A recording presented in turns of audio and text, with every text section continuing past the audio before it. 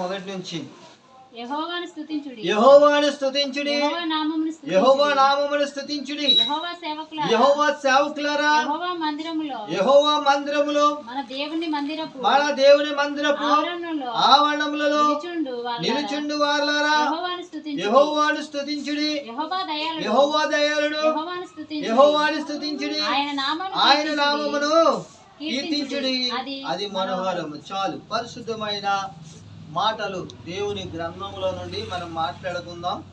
దేవుడు ఏం చెప్తున్నాడంటే మనం ఎల్లప్పుడూ కూడా మన నిత్యము మనం స్తుతించాలంట. స్తుతి నీ స్థితిని మారుస్తుంది. ప్రార్థన నీ యొక్క ఆ పరిస్థితులను మారుస్తుంది. నీ యొక్క అనుభవంలో దేవుడు నీకు చేసిన కార్యాల్లో కూడా దేవుడు నీకు సంతోషాన్ని ఇస్తాడు. అద్భుత కార్యాలు ఆశ్చర్యకార్యాలు అన్నీ జరిగిస్తాడు నీ పట్ల.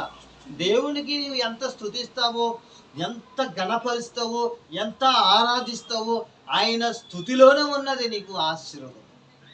దావీదుని చూడండి, ఎడారిలో ఉన్నప్పుడు ఆయన దేవుణ్ణి స్తుతించాడు ఎక్కువ.